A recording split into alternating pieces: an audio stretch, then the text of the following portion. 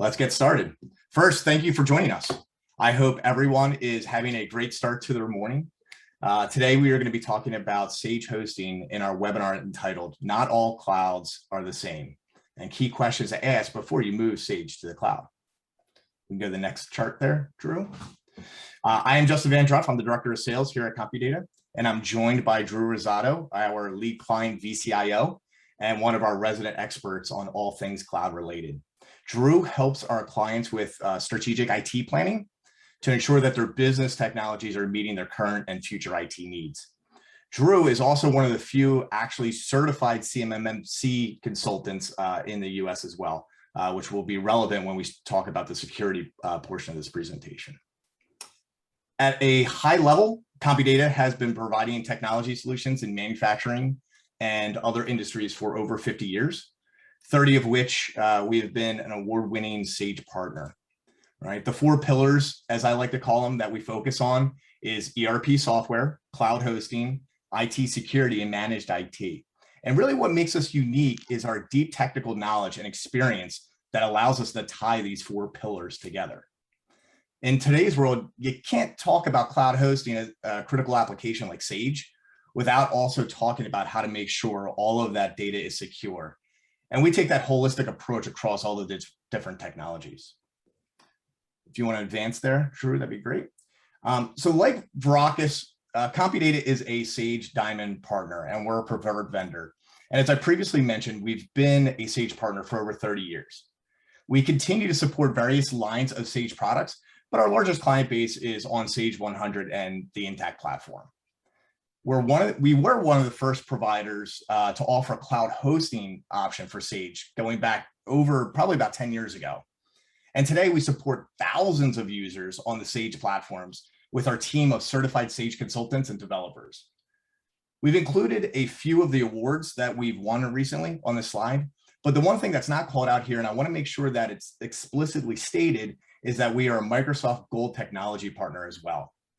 It's relevant to today's topic, and I wanted to make sure that you are aware again that we're a Microsoft Gold Technology Partner, which means that we are certified and have expertise in the cloud conversation we're going to be having today.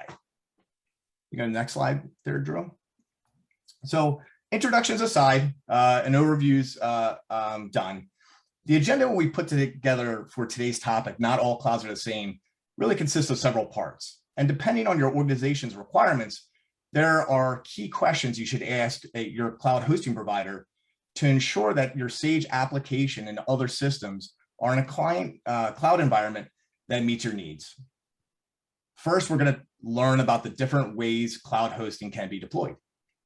Next, we're going to talk about the key operational characteristics of cloud in terms of performance and reliability.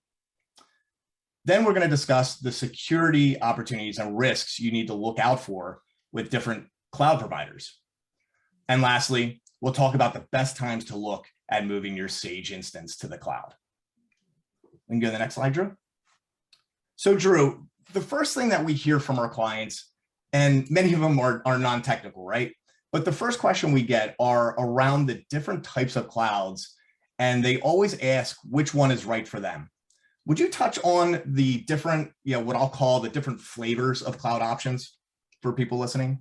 Absolutely. Yeah. So let's just jump in here.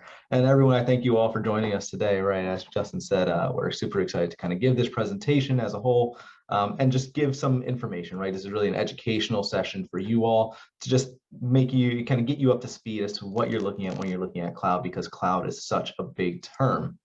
And so, Justin, to your question, right, when we talk about flavors, right, well, we have our basic vanilla, right, our chocolate and our strawberry, of course, right? But really when we're looking at cloud, we're looking at a few different types, right? And we usually categorize these into public, private, hybrid, right? Those are traditional terms. The way we really look at this, because there's some misconceptions there, is that you have what's called a true private cloud, right? A CompuData cloud. And then you have the big clouds, right? Like the Microsoft Azure or the AWS or something like that. And then you can also have this mix, right? Where a true private cloud, a cloud environment hosted by, let's say, CompuData or similar, is a single tenant environment, right? The biggest differentiator here is going to be the fixed rate, and it's controlled 100% by the cloud provider.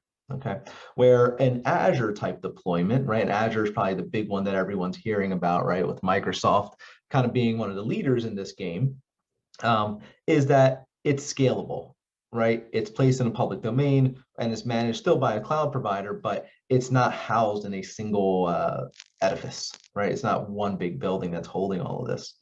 And then you can kind of get a mix of these, right? Well, maybe you have some workloads on premises, maybe you have some in a true private cloud, like a CompuData cloud, or maybe you have some in Azure. And that's what we consider a hybrid, where it's a mix of all of these. Now, again, I want to get away from being super technical here because I can easily go down that rabbit hole, and I don't want to start everyone to snooze, start snoozing out here. So we'll try to take this at a really high level and take a look at each one of these individually.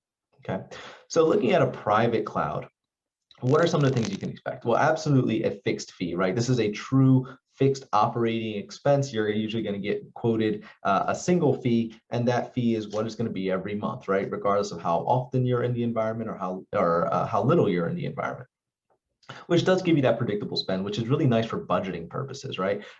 You'll see on the kind of public cloud or the Microsoft Azure cloud, it's a bit more variable, which there are benefits to as well. Okay, you can physically visit the data center when it's in a true private cloud environment. For instance, CompuData's cloud is located in Valley Forge. We can go down, we can take you on a tour, we can look at it, right? We can touch the servers. It's all managed by the provider, right? And so that's really nice in terms of understanding where your data is, right? Where your data is located, and being able to just walk in and say, yeah, I can see the machines that are actually running my servers. It's really beneficial for those who are in a highly regulated industry and have stringent security requirements. So as Justin mentioned, I am a CMMC registered practitioner. We do a lot around compliancy, right? Whether it's HIPAA or FINRA or CMMC or NIST, and some of these terms might be familiar to you, some of these might not. But in a world where you have to have strong, or you're under strong regulation requirements, either due to the contracts that you hold or just the industry that you're in, it is nice being in a true private cloud environment at times, because you can really modify and manipulate that environment to be exactly what you need it to be.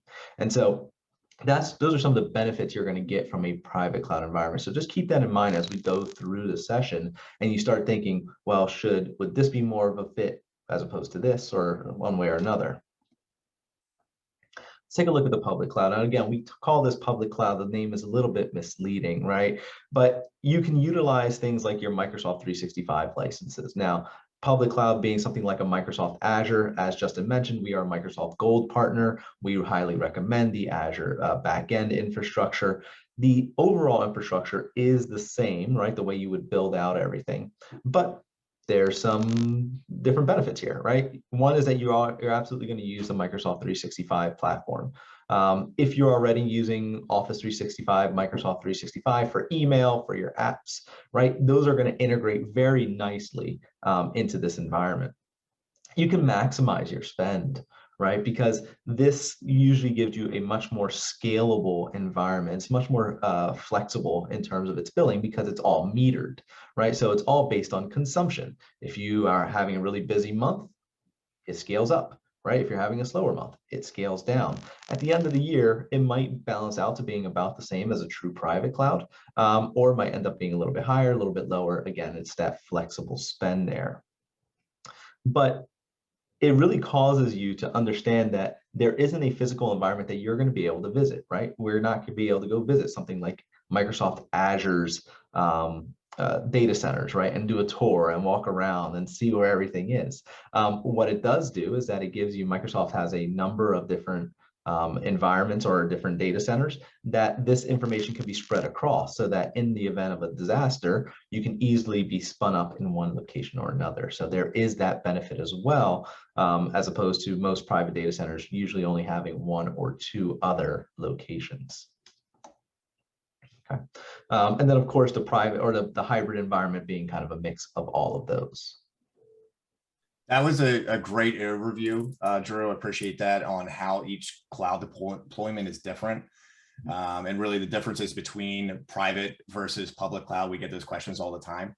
So now that we know about the different types of cloud, what are some of the benefits for a client moving to the cloud?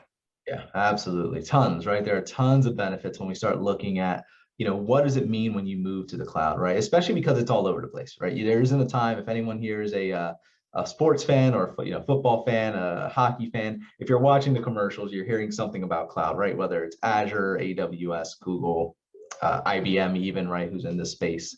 And so what are some of the key benefits? What are some of the things that you're going to realize by moving to a cloud environment? Well, first off, it's customization and control with flexibility, right?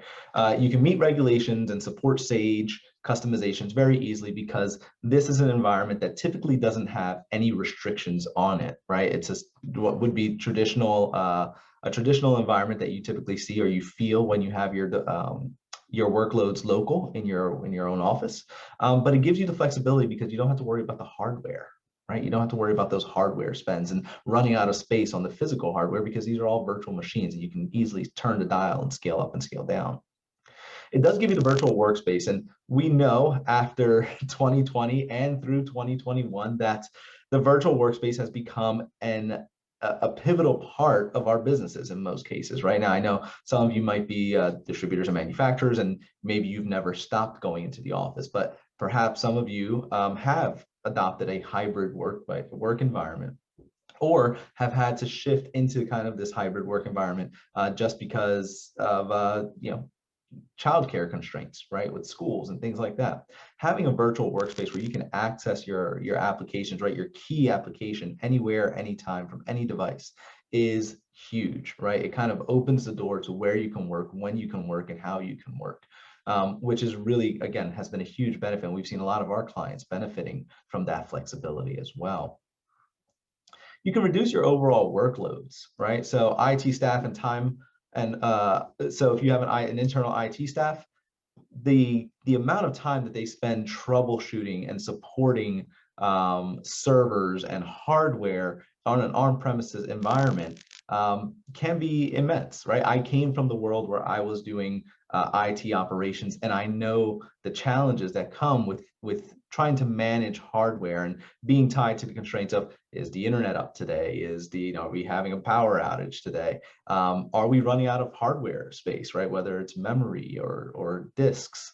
And all of those things just eat up time, valuable time that your IT team, right, especially if you're only running with a much lighter IT team, 1 or 2 people, can really be spent elsewhere in planning and adding value to the company from a strategic standpoint as opposed to the break fix. Okay. Predictable IT costs is another benefit that you'll see, right? We talked about that a little bit with the true private cloud, right? You can eliminate the unpredictable IT costs, right? Server upgrades. We all know, I can't tell you how many times I talk to a client who's always saying, I just want to get out of the server business, right? Every 5 years, I have to buy new servers. Every 5 years, we're doing this refresh. It's a huge capital expenditure. That's fine, right? We get that. So why not put it in an environment that can easily scale and grow, and you take away the need for that hardware purchase, right? It also takes away the need for unplanned maintenances and downtimes, right? Again, the redundancy, the scalability of a cloud environment allows you to be flexible and to handle the little hiccups that would normally come along the way with general ease. And then lastly, right, we're talking about security, right? With security, if you're paying attention to the news lately, security has been all over the place, right? So protect your data with secure data encryption, incident monitoring, and endpoint controls, right? Making sure that your environment is fully secure. Right. And so when we look at security, let's just take a kind of focus in like under a microscope here. What do we talk about when we talk about security in the cloud? Well, we know that ransomware has been a big topic in the news lately. If anyone has been going through your cybersecurity insurance policies, right, or renewing your cybersecurity policies with your insurance provider, you know that this has become a huge topic, right? There are some things that used to be kind of nice to haves that are now absolute requirements. So when we talk about security in the cloud, we look at backups and recovery. How quickly can you restore your environment if you were compromised or if you were down, right? We know that the key to a good recovery from ransomware is having strong backups and a strong disaster recovery policy. And so when we look at cloud security as a whole, that's one of the key things that we look at. Can you get single sign-on for users, right? We know we all really dislike the multiple usernames and passwords that come along with using cloud-based systems or using any system, right? Maybe you have a username and password to log onto your PC, and then another one to log into your email, and then another one to log into Sage. Trying to streamline all of that into a single user experience is really key to increasing efficiency, right? Reducing the number of passwords that folks have to remember means that they have to put in less support tickets or run into the issue where they forget a password or two. And we all know that the big times to forget passwords are usually during vacation times, right? Where people move or leave away from the office for a little while and they come back. You can also set strong account and access management, right? Really kind of re-architecting the way you look at your business and saying, hey, does everyone have access to everything that they need going forward? Pulling real-time reports from the system. How secure are you? Who's accessing the system? Is it patched? Are we preventing any type of vulnerability? Those are all things that we can do in the cloud environment that becomes very, very easy in those types of environments. Okay, and that's again preventing malware and ransomware, things like that. If you look over at this depiction here on the right-hand side, this is a good indication of, when we look at an environment, the one thing we want to do is make sure that your environment is architected appropriately, right? And how does that architecture look? And again, I'm trying not to I won't get too technical here, but one thing you'll often find is that if you're talking to a cloud provider, and we're going to talk about this in a little bit, is what is the architecture that they're using, right, to deploy your instance of Sage, right? So we'll focus on Sage here, or your instance of the cloud. Is it truly a private stack, or is it more of a public or multi-tenant stack, right? And those are two different options. A private stack means that all of the servers in your environment, right, all the resources dedicated to your environment are isolated only to you, right? In essence, you can think of it as a single home in a private gated community, right? That's the private cloud there. Where as opposed to, and again, it says public cloud, but really it's more of a multi-tenant environment. Is it a public stack, right, or a multi-tenant stack where there's some level of shared resources there, right, that then feed down into private environments? The issue with that type of build out is that if the top layer is compromised, everything is going to flow downstream, right? So as you're starting to look at these questions, and again, we're going to get into this a little bit more, these are questions you're going to want to start asking yourself, right? Hopefully that makes sense. And I'll go into it a little bit more if there are questions at the end.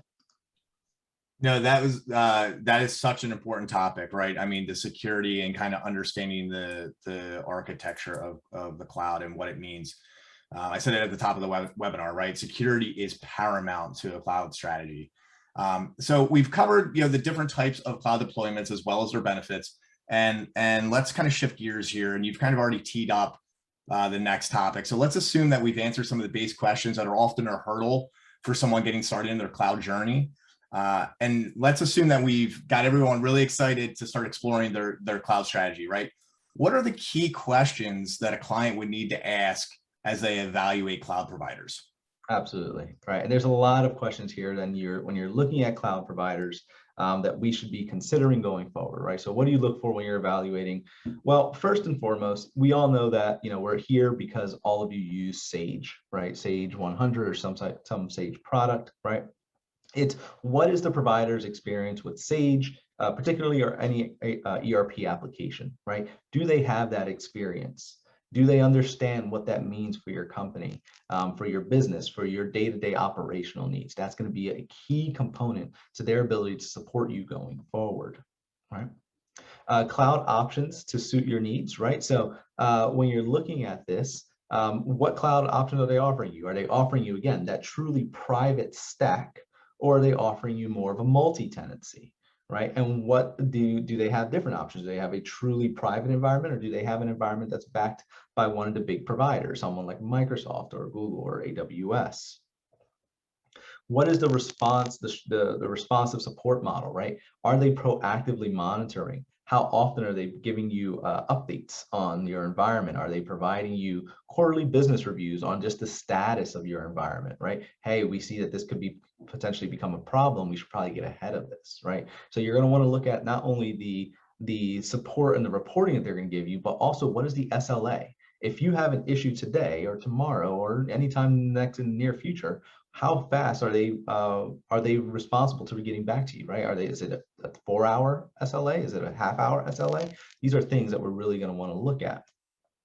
What is their security expertise is a huge one because, again, as Justin mentioned, right, security is paramount, right? It's paramount to us. It's what we feel very strongly about because we know that it really doesn't take much. All it takes is really one person clicking on the wrong link to bring the company to its knees if you're unprepared. So what is the security expertise that the company has? And are they taking that security expertise and placing it or using it to inform their build out of your environment, right? And then lastly, of course, we're here, with Veracus. What is the partnership alignment with Veracus? Right? Are they partners? Are they utilizing? Are they in the partner program? And are they teaming up with Veracus that they can support your Sage environment and also provide strong support for the cloud environment, right? And so you're really going to want to look at all of these things when you're going through and evaluating. Hey, what type of partner are we looking for? Going further into the security side of things, right? Do you have a full disaster recovery or only backups, right? Now, let's be clear here, right? There is a difference between backups and disaster recovery, right? And so I think it's just important to take a second to talk about that. A backup is, here's a copy, I have another copy of it, right? And I can restore from this copy. That's great. That's always important to have. And I highly encourage everyone, if you don't have that today, you should absolutely get a backup. However, a disaster recovery is there is a major issue, right, that maybe brings down the data center or brings down your entire environment. Do we have an ability to kind of restore somewhere else? So for instance, CompuData does bi-coastal replication so that if there's ever an issue with our East Coast data center, we have a full disaster recovery plan that will allow us to back up to the West Coast, right, and restore everyone in the West Coast and keep business going. Together, these would be what we would consider a business continuity plan, right, which means that you can continue to function even if something went wrong. So again, does the provider offer a full disaster recovery plan or only backups, right? Are they just taking, hey, here's a snapshot? Again, which is good, but you really should be looking for that full disaster recovery. How often are the backups performed, right? It doesn't do you much good if the backups are only performed once a week, right? We know that. In the event that there's an emergency or there's a compromise or there's anything that happens that goes wrong with the environment, you don't want to lose a week's worth of work, right? Are there multiple backups being taken throughout the day? Is it 6 backups? Is it 5 backups? Is it 10 backups, right? How many backups are happening in the day? And how far back can you restore to or from, right? Do you keep the data in multiple locations, right? So that in the event that one location does have an issue or it does go down, can we restore to a different location, right? Basically, are we offloading that information somewhere else? If a failure does occur, right, here's the SLA question again, right? If a failure does occur, how quickly can I be up and running, right? This is absolutely one of the key questions you should be asking any cloud provider going forward is how quickly can you get me back up and running, right? Because we know that, as cliche as it might sound, right, time is money, and all the time that you're down means that you're losing money, right? The company's losing money. So you want to make sure that you can get back up and running to an operational status very, very quickly. And then again, pushing that private stack versus a shared stack, right? Is it a private stack? Is my environment completely isolated so that if they're, again, private or single home, private community, if there's a fire on this house over here, it's not going to affect my house, right? Or it shouldn't touch my house. And so that's really what you're looking for, as opposed to a shared stack where that shared layer, right, that top level of shared resources could potentially flow downstream. And just because one company gets compromised or one other client of the cloud provider gets compromised, it's not impacting your ability to work. Looking at performance is key, right? We don't like slow computers. We don't like slow performance. Again, we go back to time is money, right? So we want to make sure we're moving quickly here. Is the environment built to scale? How far can we scale out this environment? Can we scale it vertically? Can we scale it horizontally? right? Can we add resources to the environment to account for new users, right? Maybe your company's in a state of rapid growth, and instead of having a physical server where you have to constantly buy new hardware for, maybe we can just turn the dial and add more memory or add more storage or add more CPU and processing power. So is the environment built to scale? And if you wanted to take the environment and expand on it, can you, right? The other question is, what is the cost implications for growing the environment, right? How much is it going to cost you once you decide, like, again, you're in hyper growth mode, that is your mindset. Hey, we're growing at an exuberant pace or a rapid pace. How do we account for that, right? And what is the cost going to look like going forward? And how do you kind of price out those the growing environment? Does the environment use solid state drives? This is really important. We know that spinning disk, we have, again, traditional spinning disk, which are a little bit slower, and then you have solid state drives, no moving parts, a lot faster, right? The performance difference between the two is significant. Is the provider going to put you on solid state drives? Are they going to give you that kind of optimal performance, right? Making it feel as native as possible, because one of the challenges that we face, or one of the things I hear a lot is, hey, I really don't want this move to the cloud to be slower, right? I'm afraid that it's going to be slower, because there's this idea that if you move things away from your physical location, it's going to be slower. Making sure that the right resources are being used, including solid state drives, right? And are you using connection methods that are built for remote connection, right? What is the connection method into there? We don't want to use connection methods that are going to be slower or unsecure, right? We want to use connection methods that are built for remote connections, that are optimized to really kind of streamline the performance when you're connecting remotely. And so what is their method of connecting into this environment, right? Naturally, it's not part of your local network, right? It might not be part of your local network. And so what does that look like when I have to connect in, and what are we using to connect in? And what are the performance implications there? And then finally, the cloud management, right? So what are the things you should be asking here? What type of infrastructure management and support is provided, right? What is the provider going to do for you as you go forward, right? When you start looking at the environment as a whole, are they providing the antivirus? Are they providing the endpoint detection and response? How often do they patch the devices, right? All the servers, because they still are servers, despite the fact that they're virtual, they still need security, right? And constant maintenance. So what does the patching schedule look like? What does the AV schedule look like? How often are you actively scanning, or are you actively scanning this environment, right? To make sure that there are no security or vulnerabilities in it. Is the performance monitored proactively, right? We talked about, again, time is money, right? Time is money. And so making sure that your environment is up and running to the highest performance standard that it possibly can, is going to be incredibly important. So things that we need to proactively monitor are CPU usage, right? Are you using too much processing power, right? And is it causing a bottleneck on the servers? Your memory utilization, right? Are you basically limiting your ability to multitask, right? Because this isn't optimized, or we're not proactively monitoring the performance on your device, on your servers, excuse me. And then, are we running out of space, right? Again, you're in hyper growth mode, you're adding new files, new storage, right, or new data into your storage. Are we at risk of running out of space, right? And so is the provider going to actively or proactively bring this to the table and say, hey, here are things that we're noticing as trends, we should probably get ahead of these, right? And that's going to be a key feature for you. And then, is the environment monitored 24/7 for cloud support, right? Can you pick up the phone and call someone and get an answer, right? What is their support model going forward? Again, what are the SLAs, right? Kind of going back to that key security feature, which is, hey, if I pick up the phone at 1 in the morning, can I get someone on the line?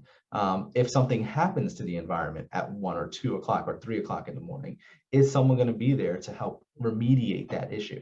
And these are all, again, questions that we're going to be looking for, questions that you should be looking for when you're going ahead and interviewing, your cloud providers, right?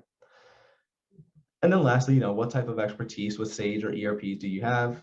Right? How long have you been hosting Sage applications, right? This is very specific to the ERP, right? So if they've been working with Sage, how long, right? Justin mentioned CompuData has been doing this for at least 10 years, right? If you're looking at another cloud provider, how long have you been working with? Do you know what Sage is? Right? Let's just start there. Do you know what Sage 100 is? Have you ever hosted it before? Do you have any expertise with it? And then, of course, have you ever worked with, or are you partners with our Sage provider, our Sage partner? And then looking further, right? If you're looking at Azure, are you a Microsoft Gold certified, right? Are you of the highest tier, right? The reason why we have these tiers, we know that the reason why we have these tiers is to show expertise, right? These certificates or these certifications aren't just handed out to anyone, right? There's a level of commitment that a cloud provider has to have in order to meet these certification standards. And so, are you a Microsoft Gold certified provider, right? Do you have all the credentials to back you and say, hey, you know what you're doing when you're looking at this environment? Do you have developers on staff to support customizations, right? Again, going back to the first question here, right? What is your experience with Sage? Do you know Sage, and do you know, hey, if I have customizations, what I should be looking for if we do run into an issue? And then going back again to the security questions is, are you SOC 2 certified? Right? One of the key components to any either MSP or CSP, right, cloud service provider that you should be looking at is, what are their certifications to prove that they have systems in place that outline how they work? And SOC 2 Type 2 is probably one of the industry standards now, right? Is, do they have their SOC 2 certification? Not only does the provider have their SOC 2 certification, but does the data center have their SOC 2 certification, right? And kind of marrying those two together. Yeah, Drew, that was awesome. I mean, so important, right? Understanding the cloud provider, their position on security, right? How the tooling that they use for monitoring the environment, really just to ensure that customers never go down. And then obviously, expertise with the applications that are being hosted is so important. So that truly was great insight on how really, not all clouds are the same, right? The title of this webinar session. So before we I know we're kind of gearing towards the end, but before we wrap up, our audience might be thinking, hey, all of this sounds really great, right? But when is the best time to make a move to the cloud? Would you be able to give us a few scenarios that are often trigger points for our clients to start their search? Yeah, absolutely, right? This is the usually the conversation that I'm having with clients, right? When we're looking at, hey, what's the next step for you, right? As Justin mentioned, right, I spend a lot of time really more on the consulting and planning side of things, right? Strategy is really kind of my area of expertise. And so when we're looking at the company as a whole, there are times that you have to start reevaluating, hey, what is our next step? Right? What comes next? And that's probably the conversation I've been hearing the most lately, especially after the pandemic, right? So when should you start looking at cloud hosting, right? Well, you should start about when you're evaluating your IT spend, right? How much are you spending on IT today, as to how much do you want to spend, or could you be spending on it in the future if you were looking at pulling some of those resources off-site, right? You have, again, not only the capital expenditures that you're going to get when you're talking about buying servers and all the resources that go along with it, but again, the downtime that it might come with it due to your location, due to your physical environment, whether it's electricity or internet, right? So evaluate your IT spend.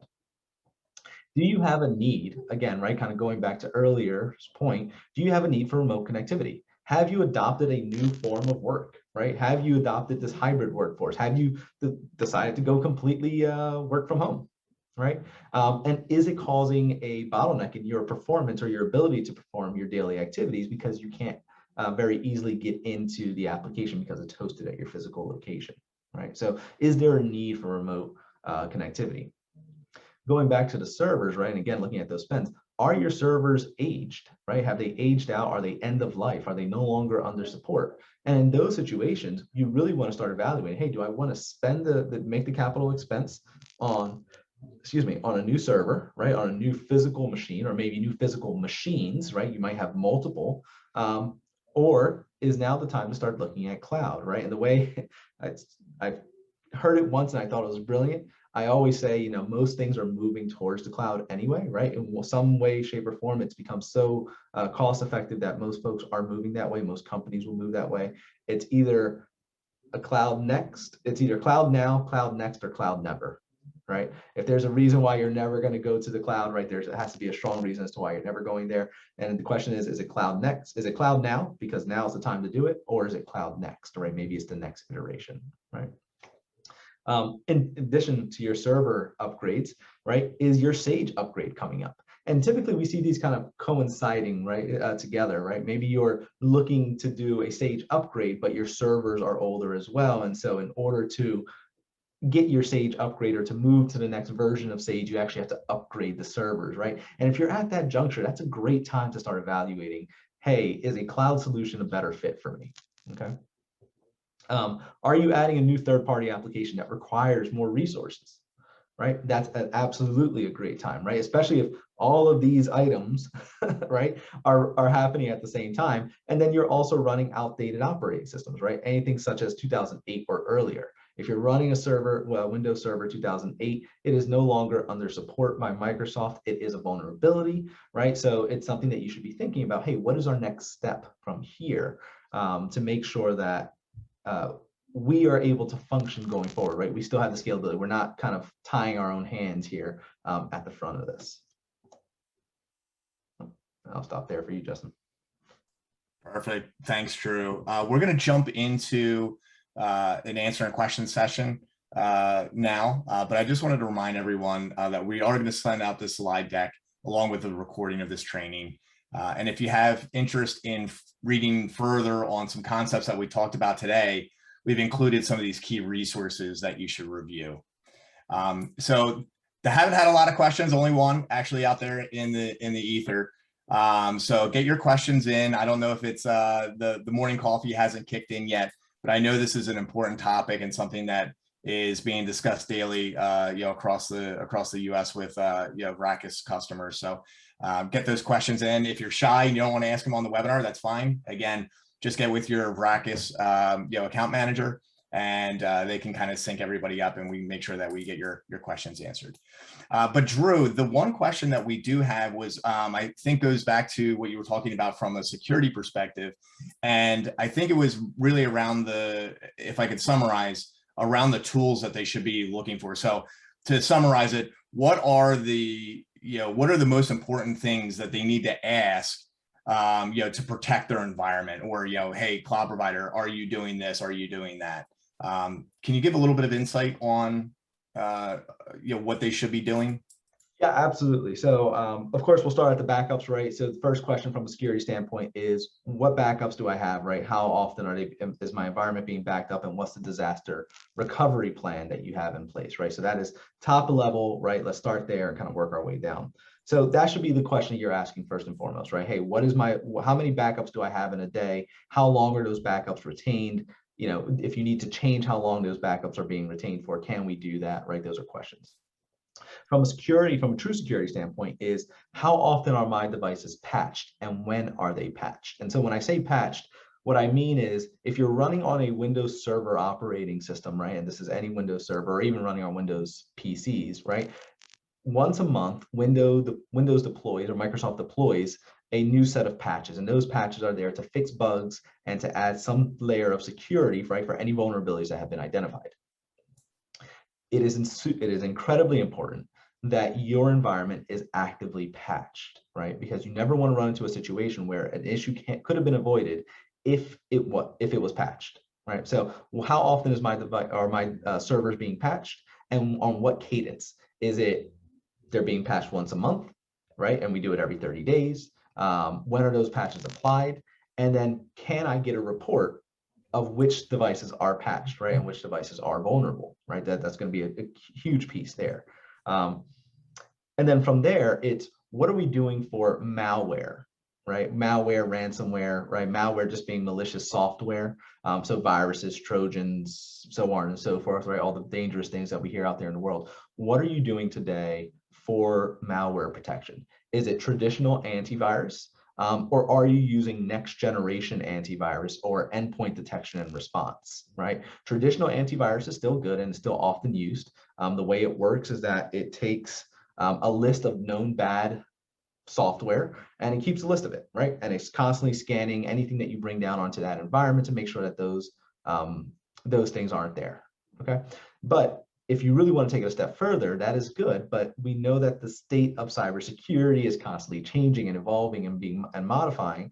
And so the question is, are you using advanced antivirus or endpoint detection and response that's also doing behavioral monitoring to ensure that something like a ransomware isn't coming into the system, right, and causing havoc. So really, when you're looking at, if you're looking to ask questions, backup, patching, and then also what are you doing for malware detection? Perfect. So I'm not seeing any other questions come through. I'll give it another 20 seconds here, for people to get their questions in. And if not, we can certainly wrap. It looks like we may have solved all the world's problems here in under an hour, which is great. I think the content was pretty clear. And again, if there's any further questions you have on the content that was provided in today's webinar, please reach out to myself or your Rackets Blum contact. We'll get everyone connected. Make sure we get your questions answered. So with that, I'll conclude today's webinar session. Not all clouds are the same. We thank you for your time today, and we hope you have a great rest of your day.